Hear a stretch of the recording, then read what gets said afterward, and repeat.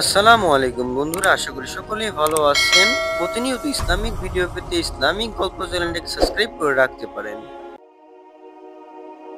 আসসালামু আলাইকুম বন্ধুরা, আজকের ভিডিওটি হলো ইমাম গাজ্জালী রহমাতুল্লাহ আলাইহির একটি লেখা গল্প। তো গল্পটি পড়ছি আমি ফাহিম চৌধুরী। তো গল্পটি পড়া। এক ব্যক্তি জঙ্গলে হাঁটছিল। হঠাৎ দেখলেন এক সিংহ তার পিছু নিয়েছে।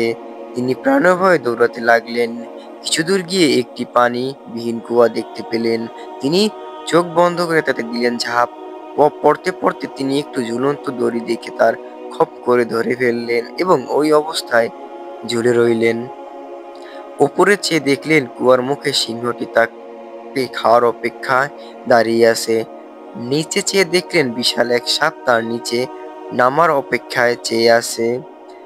বিপদের উপর আরো বিপদ হিসেবে দেখতে পেলেন এই সাদা আর একটি কালো ইঁদুর তার দড়িতে কামড়ে ছিঁড়ে ফেলতে চাইছে। এমন হিমশিম অবস্থায় কি করবেন তখন তিনি বুঝতে পারছিলেন না। তখন হঠাৎ তার সামনে কুয়ার সাথে লাগানো গাছে এক মৌচাক দেখতে পেলেন। তিনি কি মনে করে সেই মৌচাকের মধুতে আঙ্গুল ডুবিয়ে তা চেটে দেখলেন। সে মধুর মিষ্টিতা এতই বেশি ছিল যে তিনি কিছুতেই মুহূর্তের জন্য উপরের গর্জনরত সিংহ, নিচের হ্যাঁ হয়ে থাকা সাপ আর দাঁড়িয়ে থাকা ইঁদুরের কথা ভুলে গেলেন। ফলে তার বিপদ অভিশপ্ত হয়ে দাঁড়ালো। ইমাম গাজ্জালী রহমতুল্লাহ আলাইহি এই গল্পের ব্যাখ্যা দিতে গিয়ে বললেন, এই সিংহটি হচ্ছে আমাদের মৃত্যু, যে সর্বক্ষণ আমাদের তাড়িয়ে বেড়াচ্ছে। আর ওই সাপটি হচ্ছে কবর, যা আমাদের অপেক্ষায় আছে।